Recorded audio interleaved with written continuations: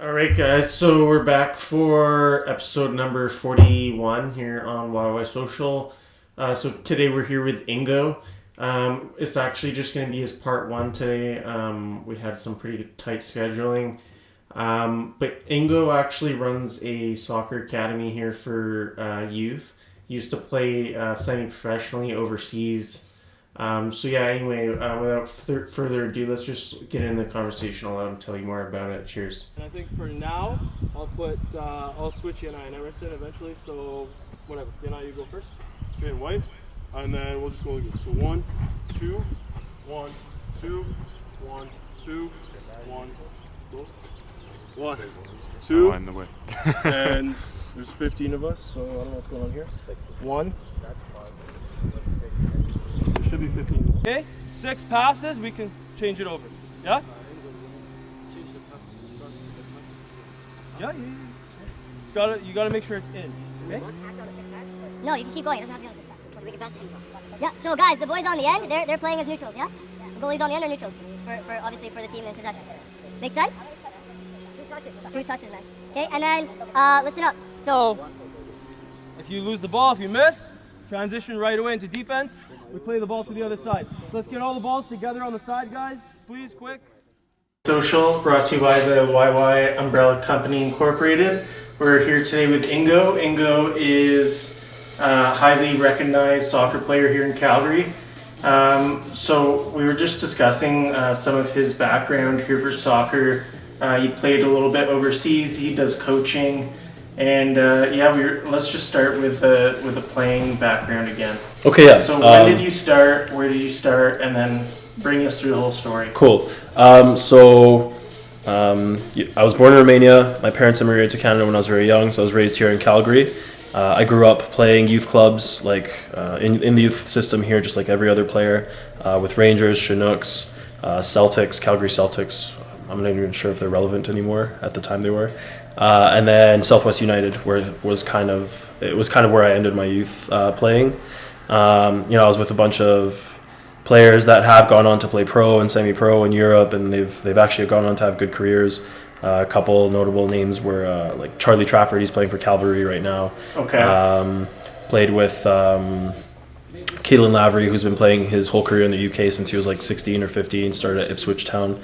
And it's kind of an interesting period for me at Southwest because I was in 91, so I was playing with 90s, and then I was playing with 92s as well. Yeah. And it was just me and like one other player that was in that situation. So it's kind of like, it was a little bit of a tough situation because I never really got to stick with one group. Yeah. Like the whole time in that U14, U16 period. But it is what it is. And anyways, went to university here at U of C. I don't know why, but I did not even try out for the men's team. Why? I actually stopped playing when I was supposed to move up to U16. Just some personal reasons. I had a dog that died, and we were gone. And my parents were kind of just like, hey, why don't you take some time off and figure out what you want? And I did, and I just never got back into it in the club system here. But I was always playing. I played on my high school team. Always playing drop-in with friends, kind of like at a bit of a higher level. But I didn't have that proper effective development in U16 and U18. Didn't play university, but I kind of got back into it when I was maybe 19. I started playing men's again here. And then I remember first season I started playing again, I was like playing Division 6 or 5 with like a new team that just formed, and a friend told me to come through. And I think I scored like so many goals in a few games, and then I moved right up to like a Division 1, Division 2 team like halfway through that season because I was like, this is too easy. Oh yeah. And then I kind of just started, working my way up through there, kind of regaining that confidence and the skills that I needed. Started playing Prem and majors like early 20s here. And I kind of at a very late age, considered late at like 22, 23, I was like, you know what, I'm going to go for some trials. I'm going to take this a bit more serious again. Started like attending some open tryouts with like MLS 2 teams, so that play in the USL. And it went okay. Like, I made it through some rounds and things like that. But I realized the best kind of course of action was to go to Europe. I have a European passport. I got it done because I was born in Romania, so that made things easier for me to just go there without having any visa issues or troubles. I went to Spain for a year. I kind of like worked as an intern at a private academy. So that was very easy for me, and I just played and trained. I helped take care of some kids, and right after that, I ended up doing pretty well. I got better. I definitely progressed a lot in that stage of my life, and I started getting trials in Europe, in Spain, in Cyprus, in Gibraltar. I got some trial and contract offers in Romania, Sweden, Latvia, Poland as well. Some of them were trial offers, some of them were straight contract offers, because they were like lower divisions anyways. I was like always third or fourth division, which in Europe could be considered semi-pro or like low professional. I was still getting offers, for a bit of money, apartments, things like that. So it was worth it at the time. But because I was in my mid-20s by that point, it just wasn't enough money to like actually be like, hey, where is this going to go? Justify it. Yeah, it was kind of more like, okay, I have to do this for a year or two max, and then I better be moving up at least one more level to make a little bit more money, where it's like, okay, now it's like a bit more worth it. I'd say Cyprus was the best opportunity and situation for me. I did end up going, and I loved everything about it. But yeah, it just didn't work out after 2.5 weeks. Most of the coaches actually wanted me there, and they wanted to sign me right away, and it was the head coach that didn't want me. Really? Yeah. Oh, that sucks so bad. Did you have like a personal? I can get into this really quickly, so I don't waste too much time on this story. But it's a good story, because I think a lot of footballers, as well as a lot of people in just normal careers and everything, they can go through an experience like this, where everything seems to be going well, and then just one thing just doesn't go your way, and it just ruins everything. It crumbles. I go to Cyprus through an agent I was working with at the time. He's still a friend of mine. He's from Croatia. And he brought me there through the assistant coach of the team. It was a third division team in Cyprus. And they're offering me like quite a bit of money for that division, apartment, some food every day and everything. So it was like a perfect situation for me. I show up there. I do really well. Like the assistant coach really liked me. He was kind of like my advocate the whole time. And we were quite close and everything. This team had him, the head coach, a goalkeeper coach, the U19 coach that was involved with the senior team as well, another assistant coach, I believe. Oh, no, a fitness coach. Mm-hmm. And then, funny enough, like a week and a half into my trial, they brought in some other assistant coach from Brazil. So they had 6 coaches that were involved in that team in one way or another for like a third division team. So I was like, really? It's like, holy crap, like how many coaches do these guys need, yeah. right? And the fitness coach loved me. He's like, this guy has the perfect body, perfect fitness for what we need and what we're looking for. Like, sign him. The assistant coach was like, sign him. He's good. He helps make everyone else on the field good too. Like, he's really positive and everything. So on and so forth. Yeah, that's true. I've trained with you before. Yeah, you definitely take the lead on it. Because what was that team that I was playing on for like a couple games? Because I had a really bad shoulder. I had to get surgery. I got a replacement, so I couldn't play. So I played a couple games, and I was like, fuck, I can't play. So Dave's team, what was that? Southwest United, right? Dave who? Like, he's kind of like a bigger guy. Like, maybe. We've played there. Yeah, I think I remember, yeah. Anyways, continue your science story. I just kind of briefly remembered that a couple of years ago. Always try to help. And then the assistant coach loved me. And I'm being brutally honest. The goalkeeper coach was like, okay, he's here, let's take him. The U19 coach said the same thing. They weren't like in love with me in a sense, but they said, hey, he's good enough. Like, he's here, why not sign him? So they were all convinced about me. The head coach said, I like him, he's good, but I need something more. And so my agent was just fuming when he heard this, and he's just like, what the hell do they need? A Cristiano Ronaldo in the third division of Cyprus? Yeah, what are you going to get for like a small amount of money? It was stupid. And then the assistant coach was even telling me, hey, I think you're great for this division. I think you'd be a great player. And he's like, I actually foresee you being in the second division. For sure, I think you can make it there after 1 or 2 years. For sure. Like, you can get there. And this was him just honestly speaking. He wasn't trying to convince me of anything, because at this point, they weren't even going to be able to sign me. Yeah. And when apparently he was speaking with the head coach agreed. And he said the same thing. He's like, I think why isn't he? Exactly. He said, I think he's good enough for this team, yes. I think he's good enough for this division, yes. He's like, but I want something more.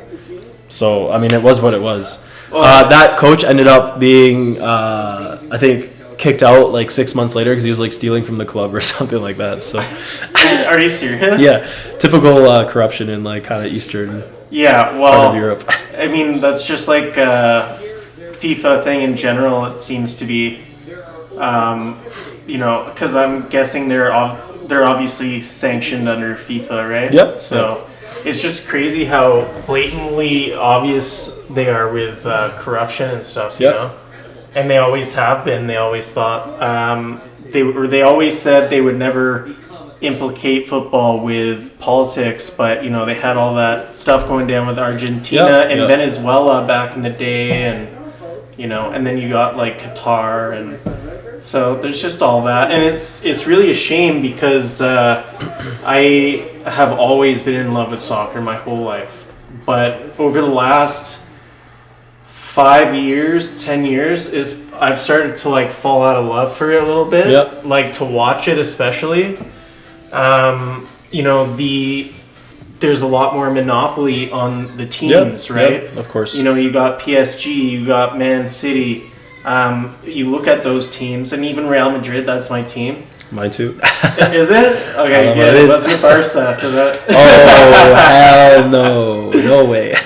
So, yeah, I mean, you know, when you see people fall out of their primes that you grew up loving, you know, like Ronaldo and stuff. But, I mean, he did just score 54 goals, so you can't really write him off that easily. But, you know, like, I'm sure you remember, how old are you now?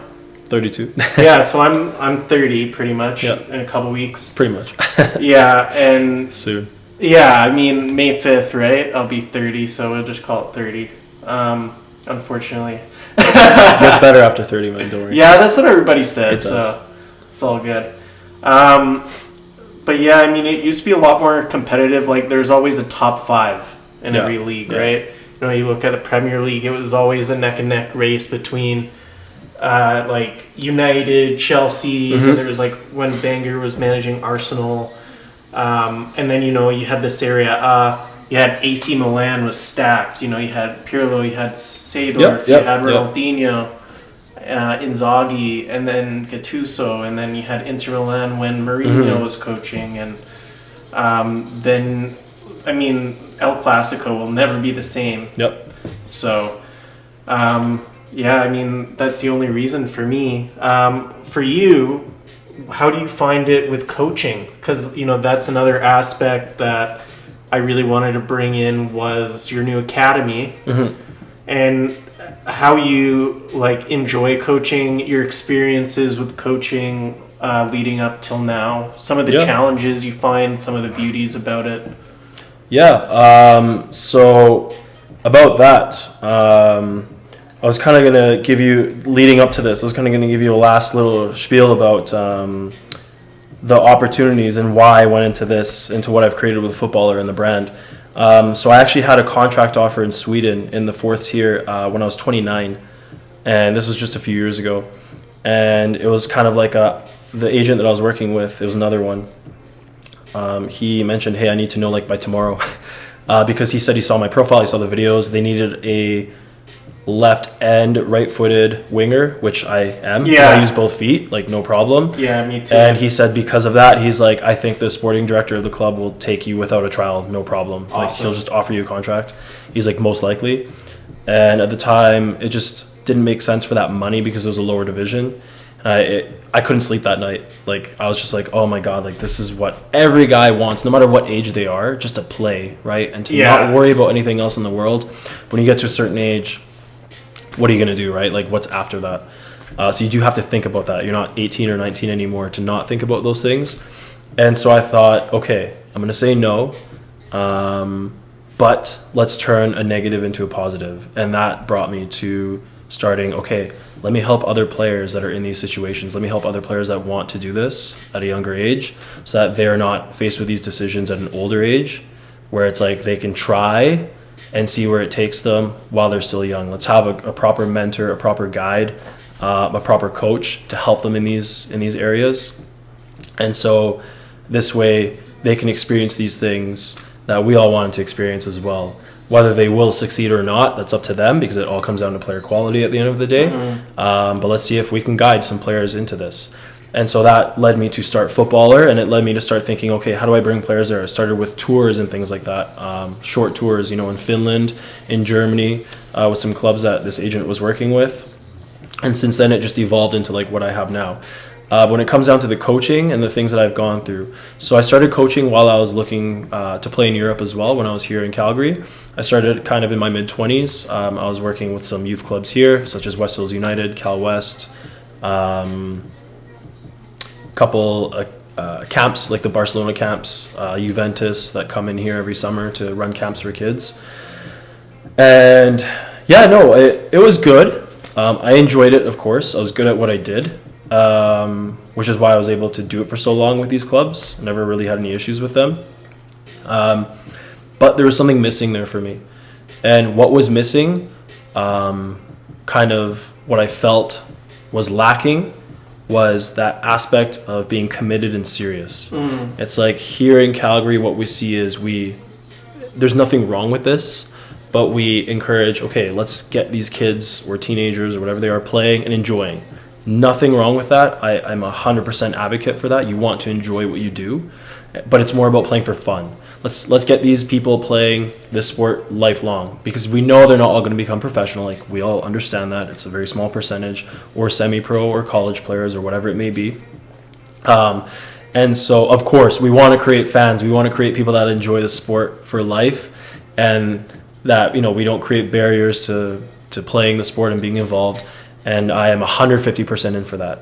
But what was lacking for me was I want to be involved in a high-level environment where no matter what the outcome is, players are dedicated to this and they're taking things serious. When I say serious, I'm not talking about an 8-year-old kid saying, I'm going to become a professional and I'm going to work my ass off, for 10 hours a day to work that goal, because kids have to be kids and enjoy. Yeah. But what I mean is I want to be involved in an environment that creates a serious dedication environment for these players, where it's like they're not coming there to goof around. They're coming there for an objective. They're coming there just to get better, to become better players and become better people, more mature, all these things. And so I was involved in these environments where, yes, players and parents have different schedules. They have work, they go on vacation, they're sick, they have to prioritize school projects or homework or exams or whatever, and that's okay. That can be there, but I don't want to be. I don't want to be there anymore. Addition. I want to be somewhere where players are coming in. There's an objective. We have to complete it. We're here for this 1 hour or 2 hours or whatever it is to focus 100% in on this. Yeah. Once I'm done, okay, I can focus on it continuously, or I can do whatever I want. But that's up to them. Players like that are players like I used to be. So players like that, they'll show up to that, and then you know what they'll do after? They'll go to another field and kick the ball around. Yep. And was what I was like. I was 14. I would get up at 9 in the morning. I'd bus downtown to this field. I lived in Halifax at the time. I'd be calling up all my friends at 10 in the morning and be like, "Why are you still sleeping? Let's go." Yeah. And just spending the whole day at the field. Then my team would have a game.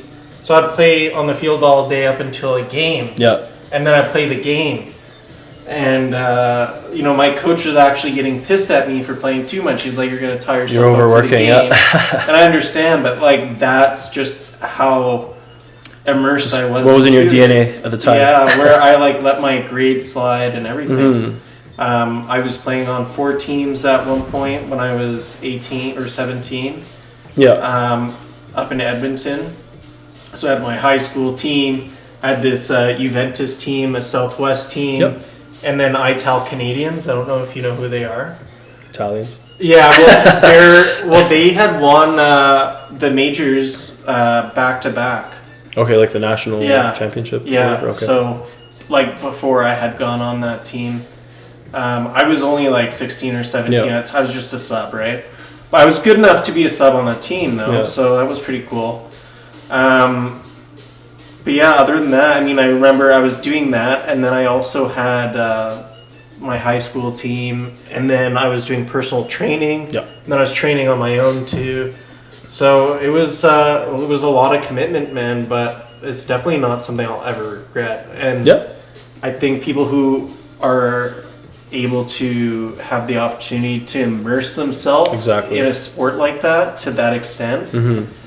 Those skills carry on into other sectors of their life. Exactly. Being disciplined, doing things you don't want to do, but you have to do them to succeed. Realizing you have to make a sacrifice towards a goal or whatever. Yeah, or you got to sacrifice your own personal interest for the team's well-being. You know, so that could apply to your workplace, right? So it's really important, and I try and slide it home all the time. I always say to people, it's really important that you put your kids in sports. Yeah. And you know, you don't need to make it more of a priority than like academics for sure. Of course, but you should definitely not let everything in your life be, oh, you know, it's supposed to just be fun and stuff, because then that habit ends up spilling into everything where too. it's an approach that's too relaxed. Yeah, and then you start being too relaxed at work, and then you stop going to the gym as often, and then it's just, you know, it tumbles that way, right? So yeah, I think it's good to have a balance. So you have to work hard, and you have to be committed and dedicated to, you know, what you're doing and your objective, but you have to have fun in the process, because if you're not having fun, it becomes a chore, and it's not for you. Yeah, you know what I mean? So you have to want it, and you have to be hungry for it, and you can't force yourself to do it. But yes, there are days where you wake up and you're like, oh, I don't want to do this, and you have to force yourself to do that. But those days will come for anything and for anyone. Well, Ingo, unfortunately, because you show up a little bit late today, we do gotta wrap it up already. Yeah, no worries. But I'm gonna give you the. I know you just gave kind of a statement there, but if you have anything else to say, you can. Otherwise, you gotta wrap it up. Yeah, maybe we'll do a part 2 then. Yeah, we'll do a part 2. We'll have some time for a part 2. We'll actually get really. I would love a part 2, man. I was really excited having you on today. I think we should. But I'll at least be able to give a half an hour video. People get a feel about all about what you're about. Bring you back on in a couple episodes for part 2. Yeah, let's do that. And then that way we'll get the full hour. Yeah. All right, guys. Well, that was part 1 you. with Ingo. Still gonna call it an episode though. So episode 41 with Ingo, and you learned today about a little bit about his academy, a little bit about his background. And we'll find out more on the next episode.